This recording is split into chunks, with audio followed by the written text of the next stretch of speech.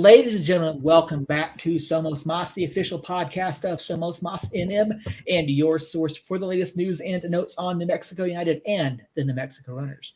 My name, of course, is Seth Bidoff. Joining me this evening, the on-time Earl Nieto, the on-time Jacob Terrell. Guys, big news today from New Mexico United. Obviously, we got the announcement earlier today that the new head coach has been signed. Before you go that far, here goes the train wreck. 10 seconds in. 47 seconds in. And you already insulted me. He said I was on time too. Yeah, he didn't single you out. Yeah. Says otherwise. What does your shirt have to do with him insulting you? Because he said I was on time. I live in the land of mañana. Yes, but you're on time here tonight. Yeah, I don't believe you. Carry on. Earl. just so you know, we try to run a professional show here. The fact that you're on time and here 2 weeks in a row. And for the record, for those of you tuning in right now, buckle in, because I'm almost positive me and Earl are going to go round and round later. So it should be a fun one. Yeah, this is going to be very, very interesting. So again, Eric Quill announced as the next head coach of New Mexico United, specifically announced as head coach of New Mexico United. Press conference earlier today was Eric Quill, Inamar Kanan, and David Carl. A lot of topics were covered. If you did not catch that live earlier today over on Facebook and YouTube, go check it out. It might have been on Twitter as well. Go check that out on the club's pages. Lots and lots of information. A great way to get to know new head coach Eric Quill. He comes in. I have a question for you, Seth. Go ahead. You were there. I was. You've mentioned there were a lot of people there. Mm-hmm. Obviously, like I would say that of all the media that's there, we might be like either the most or the second most like plugged into soccer at USL. Mm-hmm. Was there excitement with him? Was it just kind of a feeling out period? How did the media react to the signing? I think there was a general sense of excitement about this. Now, again, you mentioned we are more plugged into soccer, specifically the USL and MLS, than a lot of the other local media, because realistically, and one of the other media members mentioned to me today, he goes, "No one cares about MLS." Like, well, I mean, technically yes, but now you have you got Lionel Messi coming in, you've got possibly Jordi Alba, you got some other guys looking at possibly making the jump to MLS, so there's going to be some more interest there. But in terms of a local sense, like there was definitely some excitement here. Most folks probably weren't aware of who Eric Quill was. Now, us being familiar with USL, the USL structure, we know that he was at North Texas a couple years ago. The run they went on because of Ricardo Pepi. Because of Ronaldo Damas being there, two names who have gone on to do some really great things in the USL, and obviously Pepi right now is on the verge of being signed to PSV Eindhoven in the Dutch Eredivisie. So, I mean, Coach Quill got a name for himself over the past couple of years. North Texas SC, obviously an affiliate of FC Dallas, they were really, really good during his tenure. They went to the playoffs twice. He finished won the championship in 2019. Finished third in the league in 2020, sixth in the league in 2021, plus 40 goal differential over that time, or somewhere thereabouts close. I think it's like 38. Plus 38. Yeah. 38. At 40 was stuck because it came from I saw someone else say it's about 40 today, but plus 38 goal differential over 3 seasons. And I'll dig in a little deeper there. Go for it.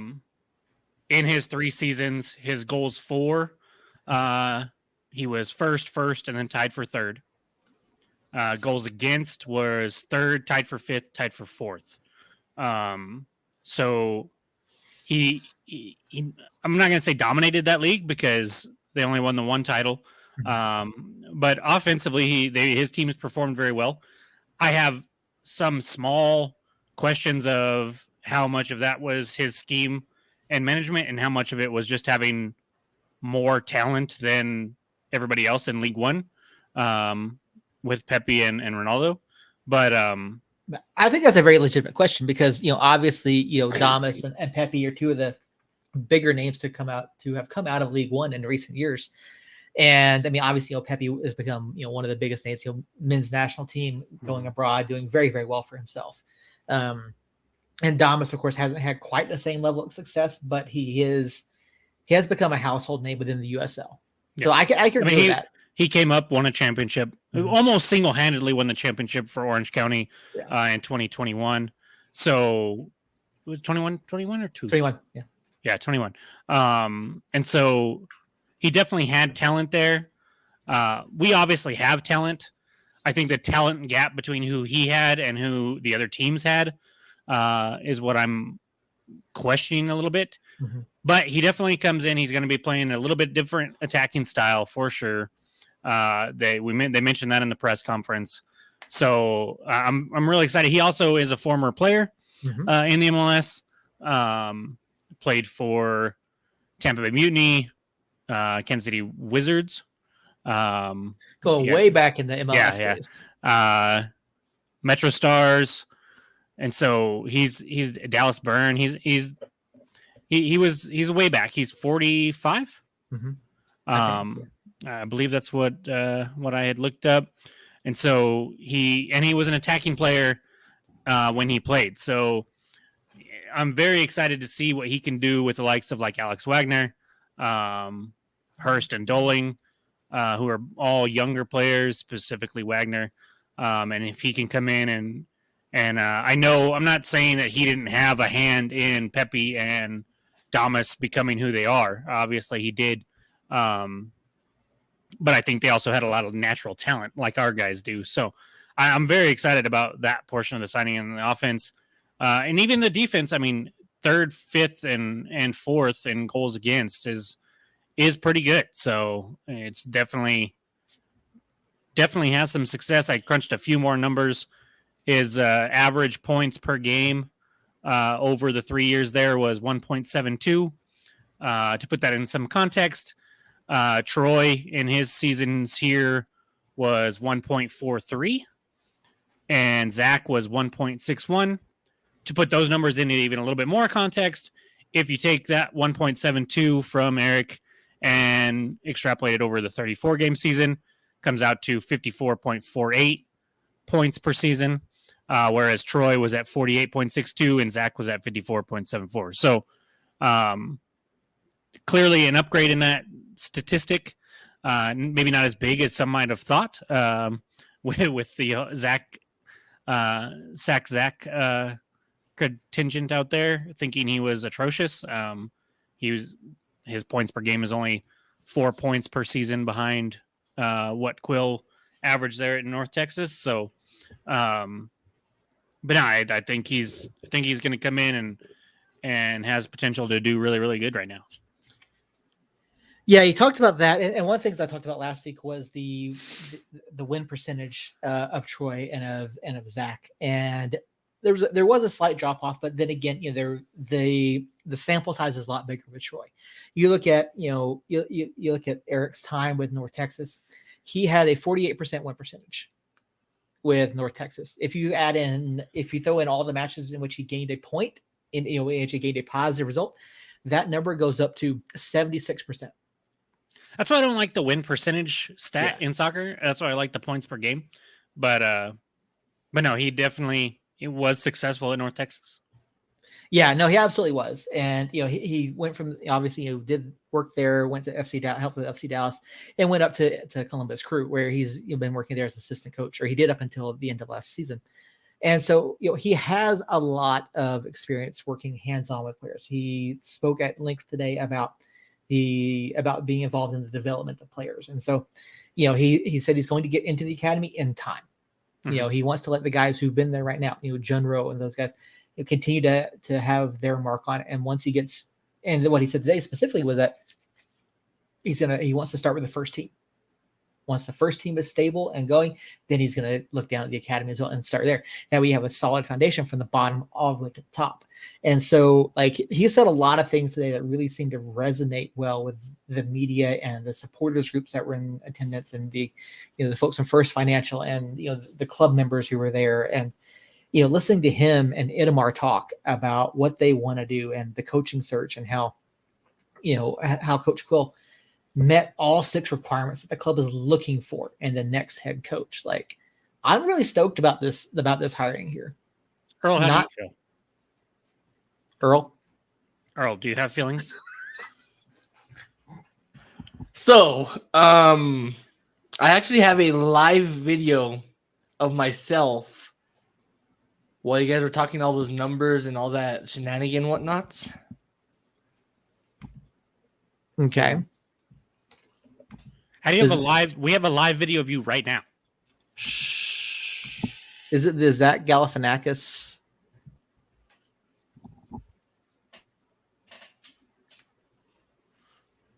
Oh, you can't add it, can you? What'd you do? Folks, we have no idea what Earl's doing at this point. Okay, we'll come back to you, Earl. You figure your shit out. You were Earl? muted. Yes, no, maybe. Did it not share or what? No, I had it up there and you took it away. It was there for like 2.5 seconds. Well, yeah, I stopped sharing because it was over. Was it just the person with the question marks? Yeah. You're wasting 5 minutes of our time for a cartoon with question marks around his head? God, shut up. Jesus. Okay, let's try this again, Earl.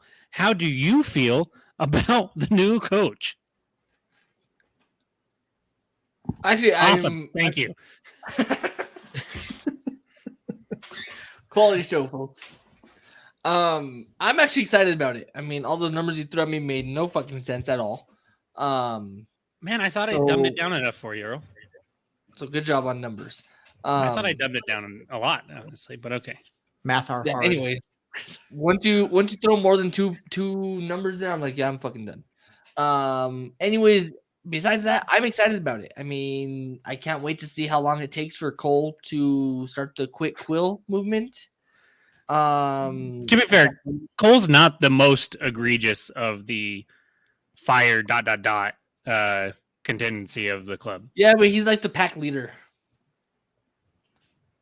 It seems like as soon as he throws it out there, then all of a sudden it's okay to do it, and everyone else follows, and it then becomes a dick off on who can do it more. Fair enough. All right, Seth, go ahead. Go back to my hug. And I know there was already comments over on the United Nation talking about who's gonna be the first to start criticizing Coach. Like, seriously, the man has had one training session. I think that comment of who's going to be the first to criticize is making fun of the people that criticize the coach all the time. You think so? Yeah, for sure. 100%. Can we take bets? Is there like a sports book on this one? There's not. There's not.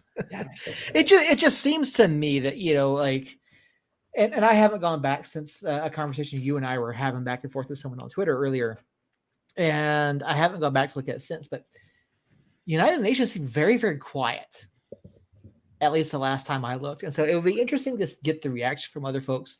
If you're in the chat with us on YouTube, Facebook, Jacob, you and I talked to Harry about it. Harry said he really liked this hiring. John Morrissey on Twitter was really high on this hiring. The folks that covered North Texas SC were really high on this hiring. And so it seems like it's going to be an all around good fit from what we've gathered, from what we know about him, from what he's talked about, what he wants to do tactically so far. He wants to play more aggressive. He wants to be more, attacking minded. He tends to run a 4-3-3, which may look like a 4-2-4 at times. And, he talked about pressing and, putting pressure on opponents. And so it sounds like he wants to get the wingers involved and get them forward, because a lot of times right now we see Greg Hurst pushing up. I talked about this on 101.7 this afternoon. You see Greg Hurst or the central mids pushing forward and putting pressure on opponents. But now you may see Santi get more involved. You may see Brucey more involved on that right wing. Whoever's over there on the right. Maybe Amando Moreno or Sergio Rivas out there from wide, or maybe even Miles Merritt. Like Andres Robles. Seeing these guys get involved, and I think that's something that's going to look a little bit different. And it could lead to some more interesting opportunities. But he talked about it, and he said, we have to play better. We have to, do better. It's about creating more opportunities, creating more chances. And so, he said a lot of things that people want to hear. And, it's what from a physical look in terms of how we come out, it's not necessarily going to look all that different, but how we play is going to look different. He plays more of a traditional four at the back. And he said, he wanted the outside backs to have the freedom to go forward. But I don't think you're going to see as many overlapping runs or as many bombing runs as you would see with the wing back situation that we were running. So I think that gives us a little bit more flexibility defensively. I think it gives us a little bit more coverage, but it also allows guys like Brucey to get forward and put themselves in position to have an impact. You saw Austin last week against Tampa Bay getting forward a lot. And again, I think that comes from that more of a wing back mentality, but I don't think we see that necessarily as much, but they'll still look for opportunities to do that. But yeah, it's going to be real interesting to see, particularly who anchors that midfield, and that almost like I said, that 4-2-4 almost. It'd be interesting to see like who anchors that. Personally, we know it's going to be Portillo and probably Sam to start with. Yeah. Unless we don't have center backs, and Sam has to be in the back line. But tactic wise, I'm not like I don't know. I tried to watch. I went back and watched a little bit of a North Texas match from his time there, but I just don't know exactly what we're going to glean off of that, especially this year with him not having his fingerprints on the roster yet. Mm-hmm. So I want to go back to the presser a little bit. There were a few things that stuck out to me that was said both by him and Itamar. Was there anything that really stuck out to either of you guys from the presser that was said?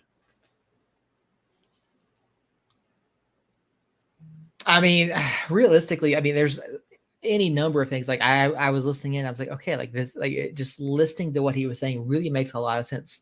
His philosophy sounds pretty well. Like he wants to get ingrained. He wants to he wants to focus on the first team. He's saying there's no reason that we can't be hosting a playoff game this year. He said there's no reason that we can't, be doing these things. And he talked at length about, and part of that is bringing in the homegrown talent, looking at New Mexican talent, signing them, getting them into the first team, and, signing their first professional contracts. But yeah, he seems adamant that there's more than enough talent here with this club to be competitive and pushing for playoffs every single year. We should be hosting a playoff game. The fans deserve it. And, he's adamant there's a belief that the players need and that he has in this club. And he was very, very positive about the job that the coaching staff and the players that are here have done already. And there's a great jumping off point that the health of the locker room is fantastic. It's not like there's negative, it's like there's not a negative sense in the atmosphere, in the locker room. The guys are ready and willing to go out and work and do what needs to be done. And, the sense today, talking to him and talking to some other folks, is that training today, there was a much different feel than there had been. And so it seemed lighter. The guys were enjoying themselves, to an extent, like they were putting in the work. And there was just a different sense. There's a different feeling in the atmosphere of training today. And so, it'll be interesting to see what happens this week and going forward. And so there's so many things to me that stick out that he said. And, Itamar too. Itamar was adamant that this is the guy, because it was while they've been searching for a while, when and coach talked about, how Itamar got in touch with them. It seemed like it was very, very quick, and how he'd been, watching the club from afar for a number of years. And so it seems like he's had his eyes on the job. He said, this is the job that I would be interested in at some point. And when the opportunity came, he said, you don't pass this up. So yeah, it was a very interesting conversation here. Yeah, well, first, Earl, do you have anything, a specific piece of the presser that stuck out to you? Instead of a recap of the whole presser like Seth tried to do? No, because to be honest, I watched a little bit of it, but I'm about to get muted, I think. You were, but then you shut up. So I was like, yeah, he's on to me. He knows. How do you not watch the presser? We're about to do a podcast about the new coach signing. And you don't go back and rewatch the whole presser? It was 22 minutes. I know, it's been a day. Ladies and gentlemen, we are a professional podcast. We bring you all the notes. Listen, hear me out. You can go to the bathroom at work and watch half of it, and then go back to the bathroom 30 minutes later and watch the second half of it. Sir, that is unethical, and that's a waste of taxpayer dollars. Not if you really have to go to the bathroom. So, no, I started watching some of it, and then I had a meeting at 1 o'clock, so I had to hop off. I meant to get back in there. It was over by 1 o'clock. Actually, it wasn't. It was still going on at 1 o'clock. Maybe, but it was pretty much over at 1 o'clock. Yeah. So I just didn't get a chance to get back in it and watch it. And then I got home kind of later in the afternoon, not at the 5:30 that I anticipated, but instead like almost 7 o'clock. You could have listened to it on the car ride home. No, because I was talking to my girlfriend at the time. Your girlfriend at the time? She's not your girlfriend anymore. That came out bad. Okay, fine. Real quick. Fine. Jacob, are you supplanting Earl as the comedic relief of the show? I've always been the comedic relief of the show. Y'all just didn't know it. So at the time, I was talking to my girlfriend. That's better. Sorry, mix of words. Because yes, I am still in a relationship. English are hard. English is much hard. Wow, that was, I don't even know. Anyways, okay. Well, a couple things. So the little bit that did stick out was the fact that he wants to attack. I mean, yeah, I know we've heard that before. So whether he actually does it or not, that'd be great. You love me, Robert. You love me. You turned on Team Earl for about a month and a half there. I just hope you remember that. Anyways, yeah, so just the fact that he wants to attack and he wants to go out and attack for the full time. That's kind of what stuck out to me, just because the past couple matches we haven't seen that. Yeah, that was an interesting comment there as well. You know, he talked about the energy level and the effort for a full 90 plus minutes and not just 60 or 70. Well, he's clearly watched the games. Yeah. He was, side note, I freaking saw him at the El Paso match, but I did not know who he was. And I did not realize we were going to be looking for a new head coach. So it didn't even cross my mind to be like, I wonder who that was. I did see Itamar, and I thought that was kind of strange because last I had heard he was not there. And then it eventually came out and he was the new sporting director and all that. But I didn't even snap that he might have had the new coach already there before the announcement was even made. So I did think that was kind of strange. So he definitely watched that match, which that match had maybe 30 minutes of a good energy, and then the rest was eh. So he's definitely been doing his homework. I mean, obviously, if he was at that match, they were already talking to him, and somebody, I believe maybe you guys can remind me. One of us might have said that we were going to hire somebody this week. Do you remember which one of us said that? No. It might have been you, but you know. Oh, okay. I couldn't remember. In that discussion, Hold the fuck up, because I do believe that the guy above me, with the guy with all the memorabilia behind him, I do believe he was giving Hemi more than 1 week. No, I said they were going to hire somebody this week. I would not be surprised if they hired somebody this week. We'll see. I'll go back and check the tape. Check the tape. You guys were the ones that were. Seth was especially like, "Oh, maybe we'll hire him after the 4th of July." Yeah, I did say that, and I sent you guys a text off, off air. You did. Because we kind of talked about it before. When we all come in and have the exact same point, and we all have the exact same thing that we want to say, like we're all in agreement. Like, kind of makes for a bit of a boring conversation. So there have been times where each of us has taken that opposite viewpoint or a different viewpoint to try to keep the conversation. I speak my truth. That's all I know. If it's the same as y'all's, sorry, but I'm gonna speak my truth. But no, Mister, I won't use the same scoreline as anybody else. I try not to. Scorelines are stupid, though. Speaking of truth. how are you going to predict a scoreline? Like, if I wanted to do it statistically, I would say 2-1 every time because that's the most common scoreline. Yeah, but you do it. I think the two or three times that you've guessed it right, it's been against United, and that's just blasphemous. That's just ridiculous. But anyways, him being announced this week, him being at the El Paso match kind of surprised me. Itamar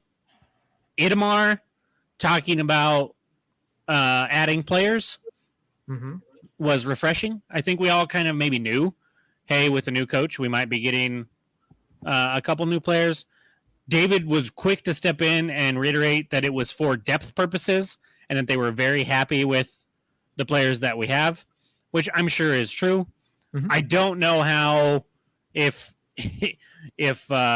one thing that Eric said that caught my ear was that it's kind of a clean slate for the roster, and that people that were maybe on the fringes now have a chance to be front and center, which means people in front and center might be pushed to the edges. And I don't know if you are watching this from the outside and watching some of the players that we've had playing a lot of minutes. You don't say, well, why is he playing that many minutes? And then you come in and Eric comes in and coaches. I wouldn't be surprised if some of these players that are getting a lot of minutes that haven't been performing well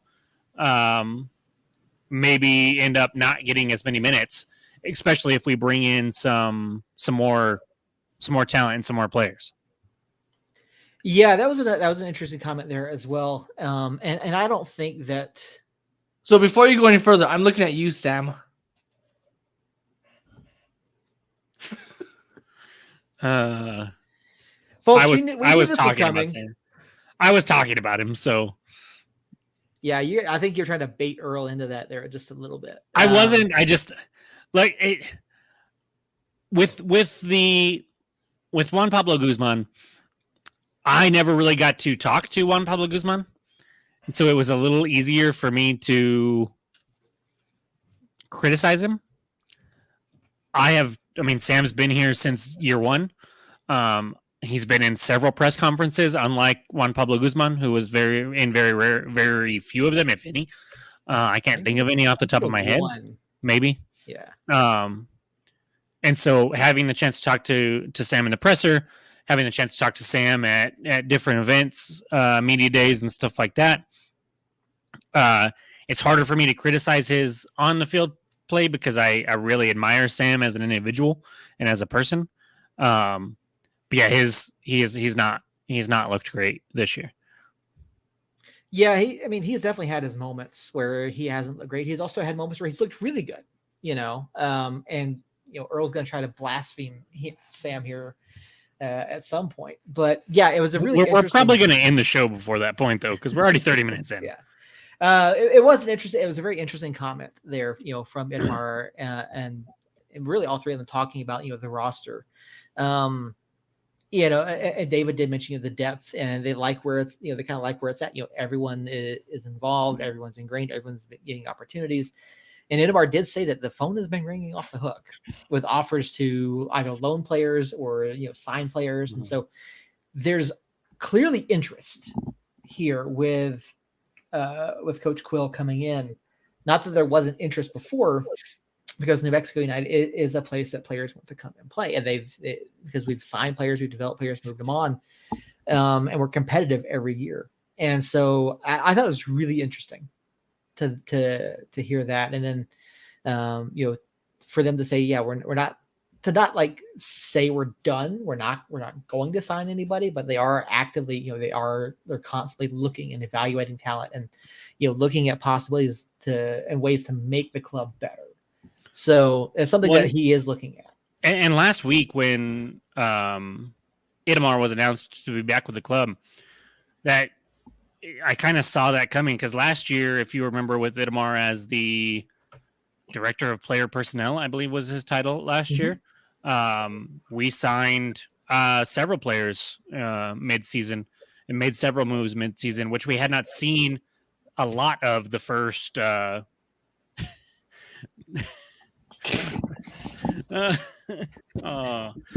Robert. We didn't see a lot of in-season player movement the first 2 or 3 seasons, but last year we probably saw the most of it with Itamar as the director of player personnel, and so with him being back in the sporting director role or back into a role as sporting director, I think you have to expect some kind of movement throughout the season coming in. And that excites me because I do think that is needed over the course of a 34 match season plus the playoffs. I definitely think you need to add, especially when you've taken away. I think what was our roster at the beginning of the season, if I remember right, with the academy players. I think it was like 23, 22. Well, you have Nava out injured. You transferred Zali out.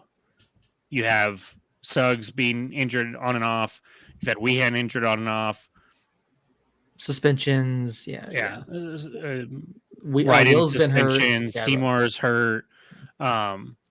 So when you only have 2 full-time center backs, or 3, and 2 of them are hurt, which I think was the case in Tampa Bay since Kelowna wasn't even on the 18.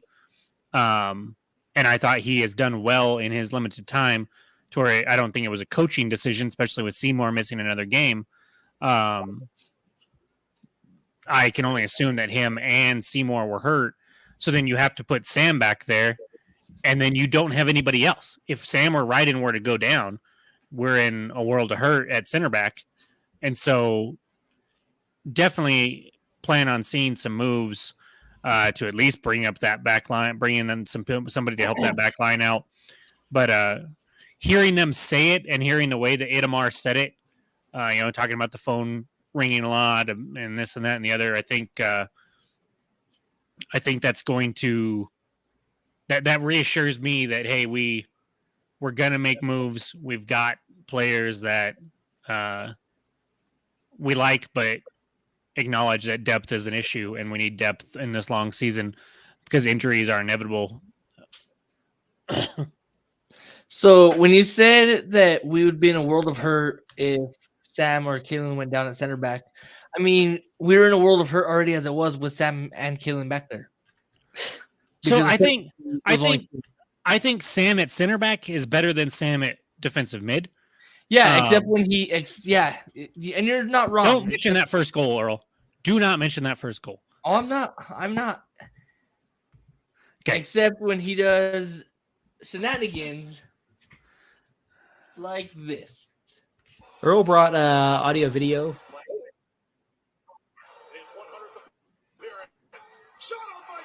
What do you want? He's in the right position. What are you talking about? If you missed that or not. Oh my God, Earl. He's right there. Like, that was a really good shot. He's got 2 guys to his right that he has to account for. What do you want him to do? Leave 2 guys wide open? Stay in possession. This is worse than the first goal calling him out on. Mm-hmm. He's not even involved in this play. His defensive responsibility there is to protect the far post. And he's got 2 players running to that far post, and he does his best to get in between Dennis and those 2 people. And then you're going to criticize him because Dennis cut away from him and put it past 2 other defenders and past Tambakis to the near post? That's ridiculous, Earl. Okay, hold on. Let me get to the next part where you mentioned he was not involved. Let me get to the next part. Hold on a second. I got you on the next episode of not being involved. Okay, well, while you're thinking that, me and Seth are actually going to answer a question here because Robert actually had a legit question for us for once. Yep. Do y'all think Moir and Hurst have been disappointments so far this season? Seth, your thoughts? All right, so I think they've had some lackluster performances, but I wouldn't classify them as disappointments because you look at the issues that we've had generating opportunities, generating chances. I mean, realistically, we haven't been great at getting Hurst the ball. We really haven't been, at least not in positions where he can do anything with it. And over the past few weeks, you see Santi more and more. putting himself in, working to put himself in position to make cuts, to play the ball in. Because I think we've seen more crosses from Santi this season than I've ever seen out of Santi, and to see him, cutting back to his right and looking for opportunities to shoot and looking for ways to drag defenders, because he's dragging them out wide. He's dragging them to the right. Santi's doing the things that you want to see out of Santi. He's also dragging them to the ground. But it hasn't converted to the chances on goal for Santi yet. He's not getting as many opportunities. And same thing for Hurst. Like, Hurst has not had great delivery at all. He really hasn't. You look at a lot of our opportunities, like, he's not getting the ball at his feet to where he really needs it, to where he can, turn and, turn on goal and make a shot, or, hold up the ball and make a play for someone else. So I wouldn't classify them as disappointments, but I do think that it's not where we want them to be. I don't think they've been as involved as we would like them to be. I think the offense as a whole has been a disappointment. So if you want to include Moore and Hurst in there, you have every right to. I think, similar to what Seth has said, Moore has looked better as the season has gone on.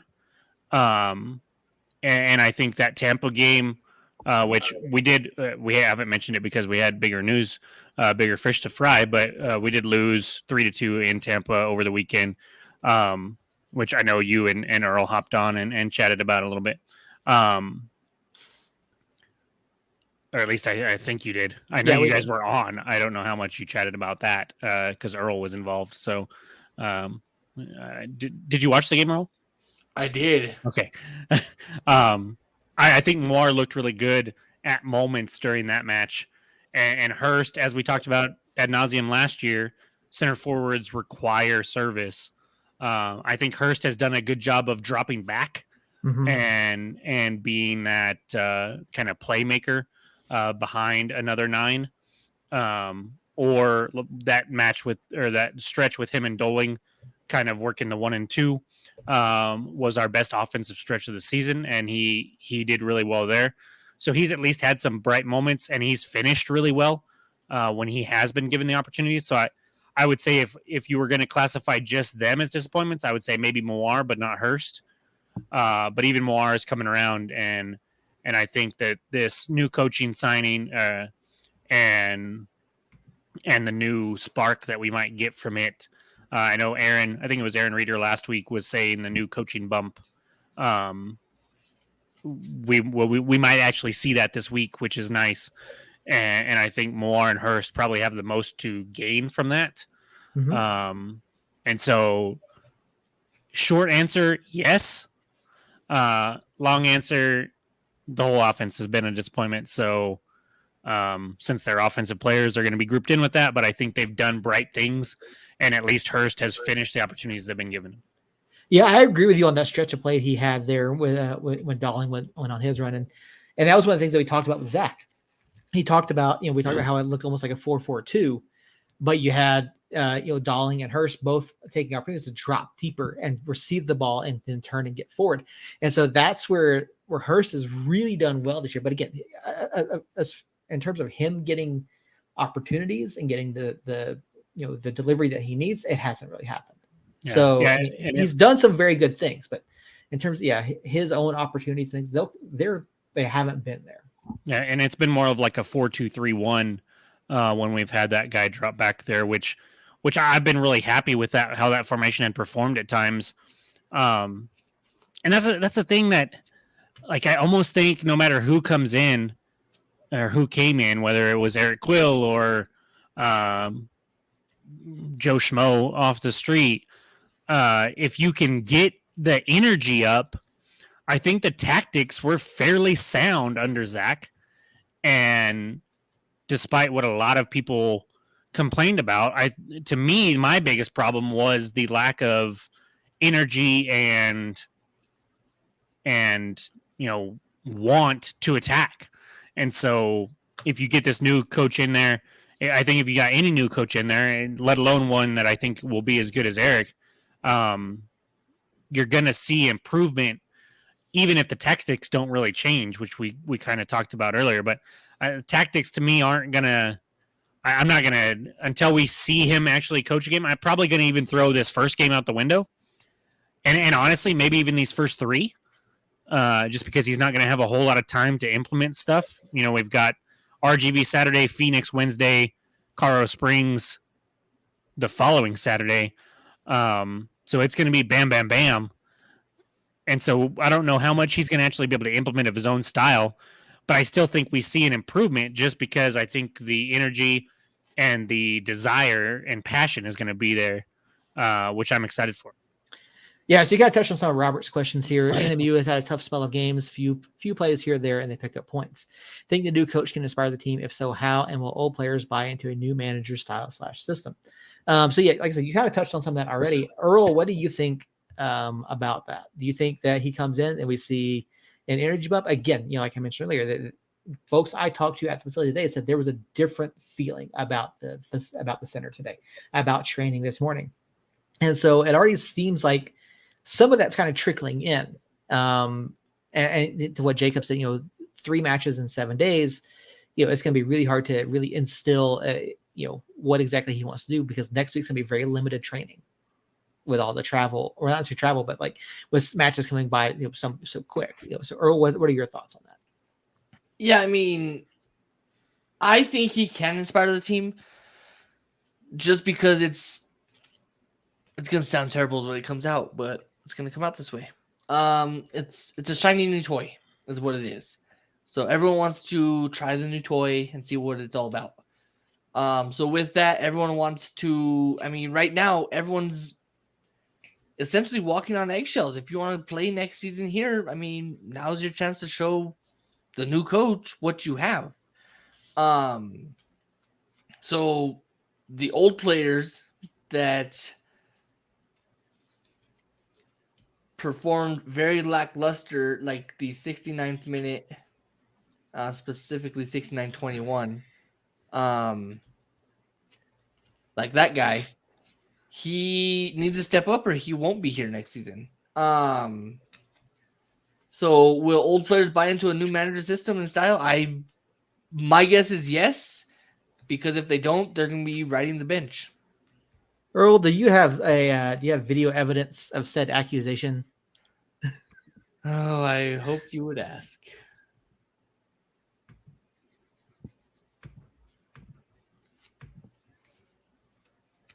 Let's I guess I have like piss poor quality internet today, so that's life.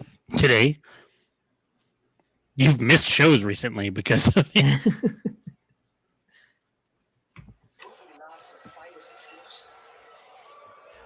Let's look at this guy. Oh, that ball nearly squeezed through. Spalding will take over from here. Okay, so he rotates back mid. Nope, he missed it. Right.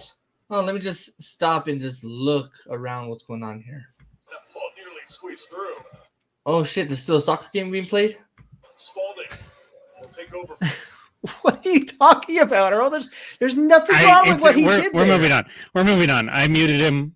I got rid of the video. We're moving on. Robert.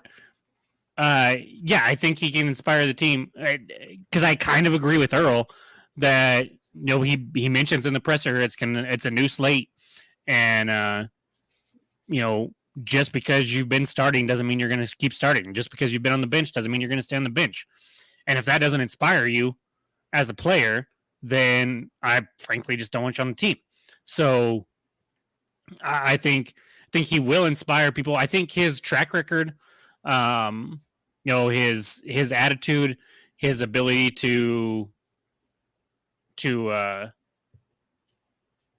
build younger guys up is definitely going to inspire a lot of players. And like, if you're Hurst and Doling, Wagner's already been taking minutes, right? Like, he's already been in pretty much every match after the first couple.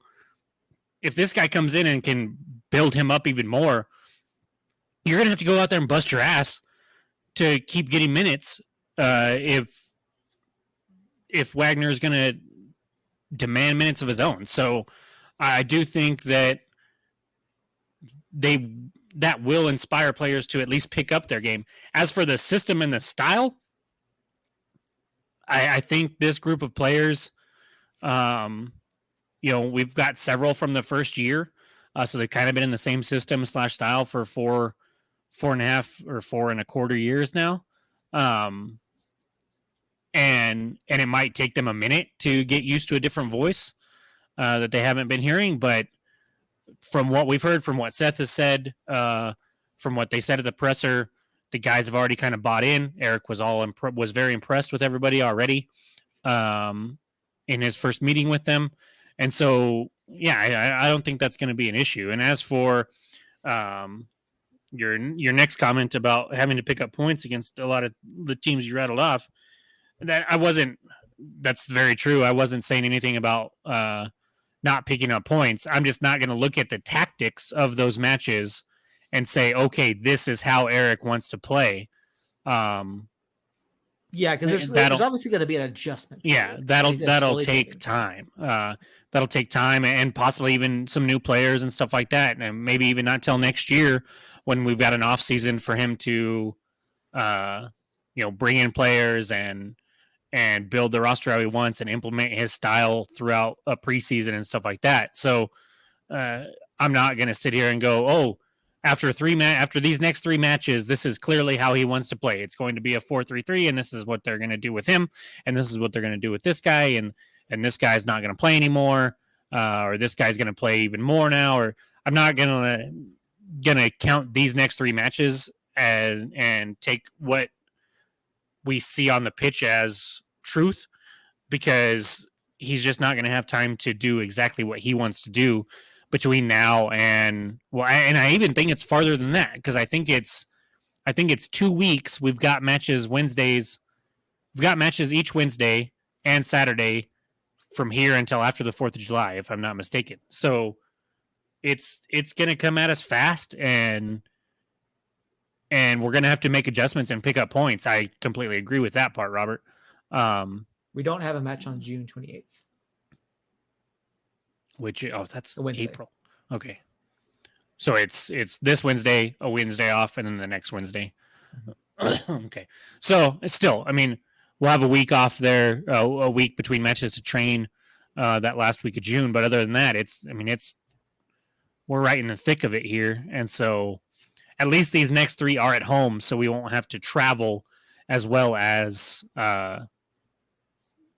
train. We can just focus on the training between the games and looking at some tactical stuff. And so I'm pretty optimistic that we'll get some stuff out of these next 3 matches.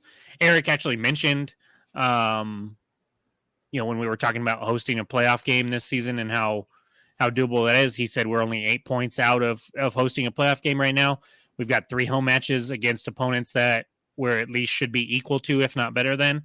And so theoretically, you come in, you take care of the 3 matches at home, and you're right smack in the middle of everything. So I expect the team to come out at least Saturday against RGV and definitely buy into the energy that he's bringing for this first match at least.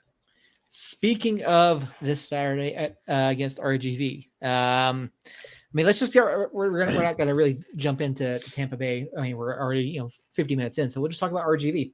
Obviously new manager in, not a lot of time to instill his entire system. There's going to be some adjustment going in. RGV is a tricky club. Are they as good as we've seen them in the past? I don't think so, but you look at their recent results. They beat San Diego Loyal a couple weeks ago by a final 3-2. They also, So RGV is a club that can put goals on some people. They are a team that can score. They are a team that can struggle at times. So I think RGV is lacking an identity. I think they're lacking, really a lot of confidence, but they're a team that you don't want to overlook. So looking at Saturday, new manager bounce, could it be a thing? Absolutely.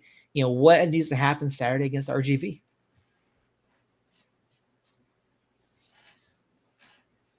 Sorry, I'm looking through. RGV is not been on my radar at all this year. So go ahead, Earl. Go ahead. I'm looking at some stuff real quick. Well, you better look quick because you want the obvious answer. Score more goals. Score goals. Thanks, Earl. Thanks for that brilliant insight. Yeah. I mean, no that's problem. why that's why he gets paid the big bucks. Mm-hmm. So you mentioned them beating San Diego, and I was looking at that was back on. It was sarcasm. Get paid the big bucks, and then I did quotation marks. Come on, pick up on these things.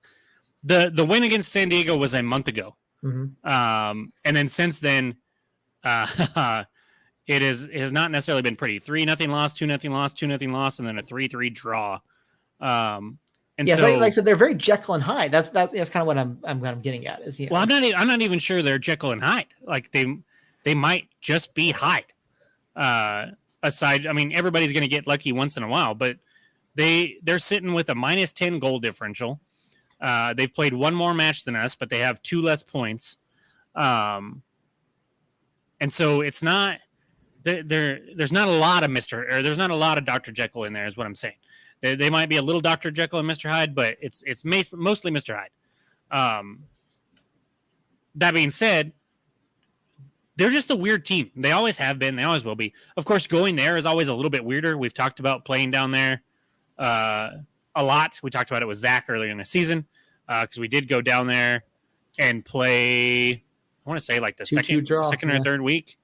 Okay, so it was May 5th. So yeah, we've gone down there. That was the game that we scored 2 late equalizers after we were down. After we were down 2-0 there. So, fun fact: they're better on the road than at home this year. That doesn't surprise me necessarily.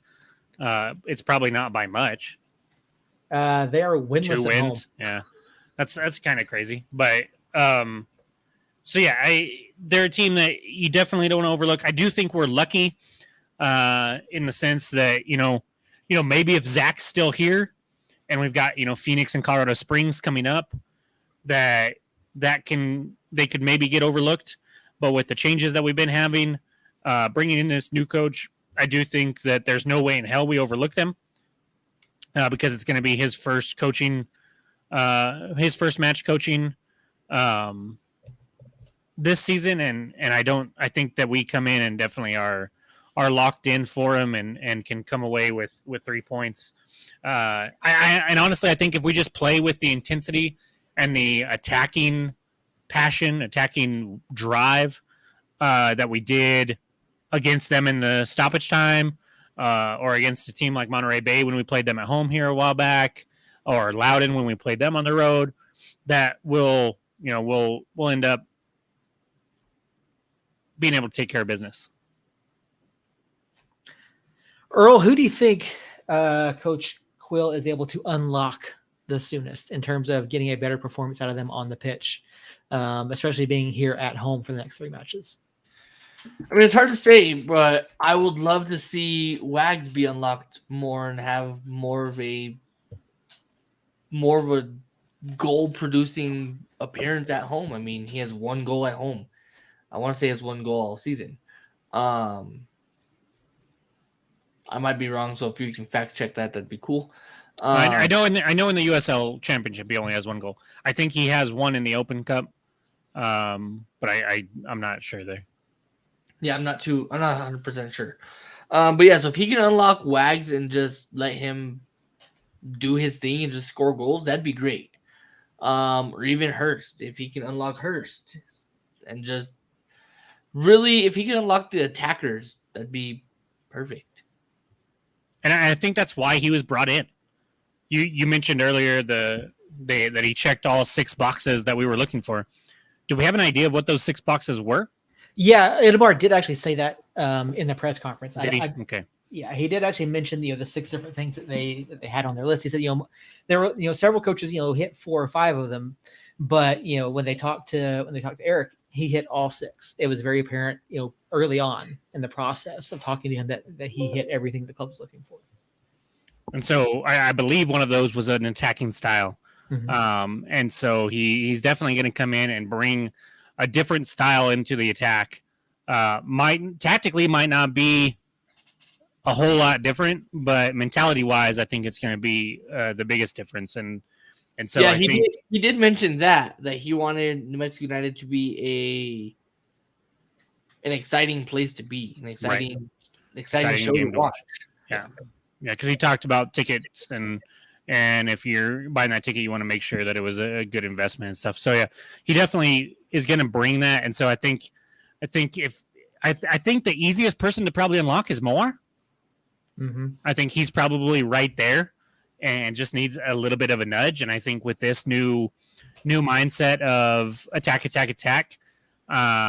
if you can play, because I think part of the issue, and you touched on this a little bit earlier, Seth, was, when you got Santi out there and then Austin makes an overlapping run, Santi, I think, might not be as aggressive as you want him to be, because now he doesn't have a defender behind him if there is a turnover.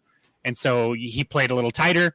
Playing a little tighter is actually when you tend to turn the ball over more, and that's what's led to some downside. So if what you were saying kind of comes true a little bit, and Austin doesn't make as many overlapping runs, and you just give Santi the ball and say, hey, go do what you do best, beat this guy off the dribble, and either get a shot off or put in a cross to Hurst or Wagner, and don't worry about defending or don't worry about who's got your back, because we've got people that have your back. Just go do you. I think that's a great way to unlock him, and we might be able to see him kind of flip a switch and all of a sudden be way more dangerous. Yeah, I don't disagree with that at all. I think that's where the biggest change in mentality and play is actually going to come from, is the set of forwards, whether it's Santi on the wing or it's Hurst and Wags in the middle, or Amando out wide, whatever the case may be. I feel like that's where we're going to see the most potential come from. So, I mean, you could pick out Santi, you could pick out Greg, you could pick out Wags. I mean, you could point out any of these guys as having the potential to really step up with what Coach Quill wants to do. So, did I hear Jacob say flip the switch? Yes, maybe. Okay, that's what I thought. Look, I just flipped the switch.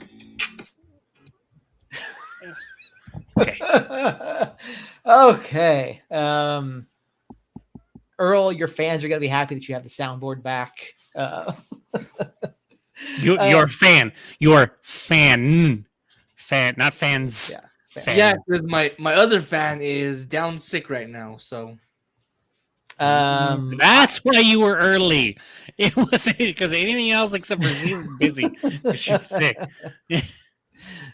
Yeah. Any thoughts of benching Tim Backus for Parker? I know Seth has mentioned it before. I don't know if I've ever mentioned that. I think I've mentioned giving him an opportunity to start, especially because I think Alex was hurt a while back. Giving him a chance to start in league play or schedule condition or something. I think that's why I mentioned it. But I wouldn't replace Alex with Parker. No. But before we get out of here, let's get some score predictions for Saturday night at home. United against RGV at 7:00 at the Lab. If you don't have your tickets, get your tickets out there. First game, head coach Eric Quill in charge. So, Earl, let's start with you. 2-0 us. Okay, Jacob. Oh, hold on. I might have just had a stroke. I just heard nothing us. What was the actual score line there? 2-0. Okay. I didn't hear the 2 part. I just heard nothing us. And I was like, what just happened? Didn't make any sense to me. I'm not convinced we can keep a clean sheet this year. Mm-hmm. I just think we might be like cursed. Either golazos or inch perfect crosses to the head of annoying El Paso players, or own goals, or bad bounces off of people's faces. Like, it just, we're kind of cursed. So I'm gonna say 3-1, even though Robert just said 3-1. That was where I was going with that, because I don't think we can keep a clean sheet, but I do think we win by multiple goals. So I'll say 3-1. I disagree with you. That we can't keep a clean sheet. I think we can. I think we absolutely can. I think physically we're capable of it. There's a higher entity out there that just doesn't want us to have clean sheets, and we cannot compete with that. All right. Well, then we will see your God and say, no. Alex Bacchus is going to have a clean sheet this weekend. United's going to come out. We're going to have a lot more energy than what we've seen. We're going to see something similar in terms of energy and effort that we saw against Tampa Bay. I'm saying 3-0 United Saturday night. And God said, I hate you, Alfalfa. What? Little Rascals, I think. Yeah. All right. I think that's going to just about do it for us this evening. Before we go to closing thoughts, I do want to let you guys know we are working on something for next week. I don't have 100% confirmation on it yet, but we are working on something. And as soon as we know, we'll let you guys know. So be sure to be here at 9:00 next week because we should have something for you guys. In the meantime, Jacob, why don't you go and get us out of here? Earl, anything else? I have He one was thing. quick. Okay. Hold on, time out. If it's Sam Hamilton slander, I don't want to see it. No, Or it's hear not. It's actually not even soccer related. it. Okay. I just want to say I'll allow it. Congrats to the Las Vegas Knights who won the Stanley World Cup. No, fuck that. Fuck that. That's worse than you Sam Hamilton we slander. do have one other. We do have one thing. It finally got announced today. Zach Prince, new assistant coach at New York Red Bulls. We've been waiting for this since last week. We knew it was going to happen. That's the expectation. Finally got announced. So congratulations to Zach. We're working back with Troy over in New York. So all the best to Zach. Hopefully it works out for him. So One other thing.